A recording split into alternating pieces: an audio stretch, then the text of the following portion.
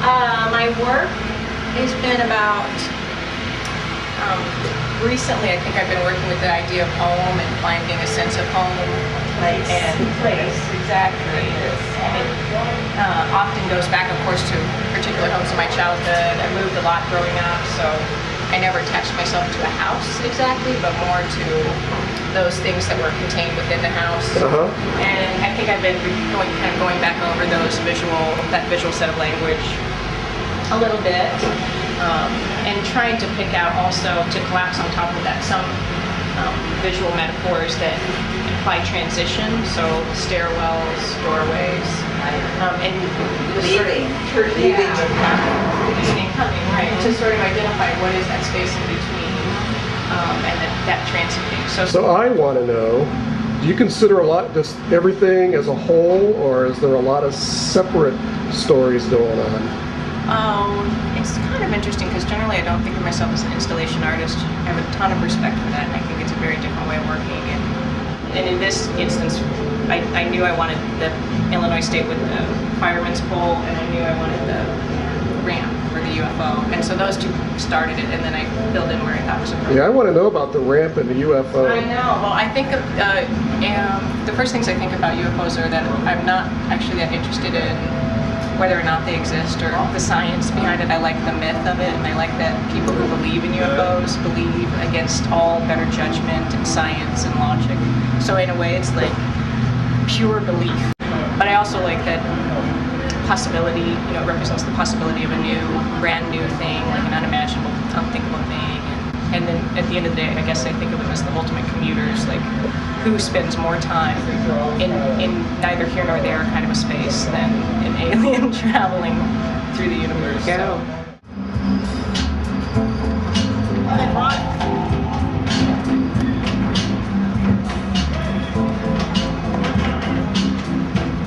I'm really sorry I got in front of the kid.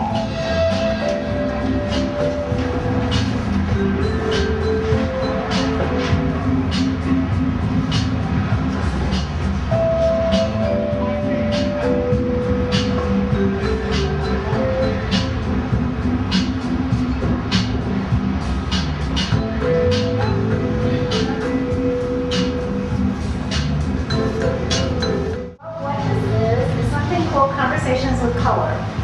Conversations with Color. And in its full incarnation, what you would have been able to do is take out your cell phone, text a number to contact the artwork, and say, show red image, and it would have showed you another red image.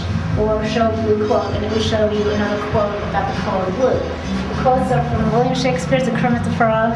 The artwork is digital art that I created from blank white pages.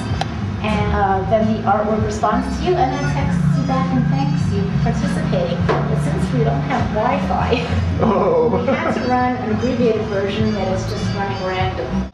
Let's see.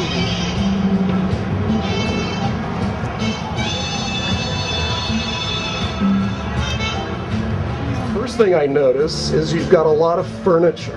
I do. Not only the furniture and the 3D pieces, but your artwork too. Yeah, I do a lot of thrifting and purchases on Craigslist and eBay, and for a 3-year period I lived in a really small studio apartment and I couldn't really entertain people. So it was kind of a, if you build it they will come. If the more objects I could amass that would allow me to entertain, hopefully one day I'd be able to use them. So they wouldn't fit in my apartment, they would just go into storage, and I would go ahead and document them and do a drawing that would kind of, I guess, immortalize them or give me something. Inventory, yeah. My background's also in museum studies, so I systematically catalog my purchases, which you can see on the labels, how much I purchased them for, what the description is. And I think it's interesting the way that it ties into the shipping containers. At one point, a lot of my actual objects were housed in a shipping container like this.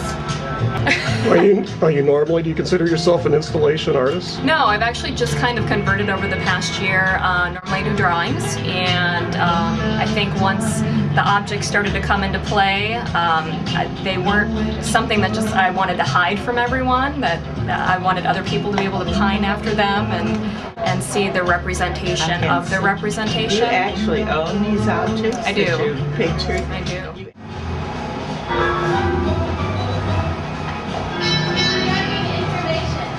Information.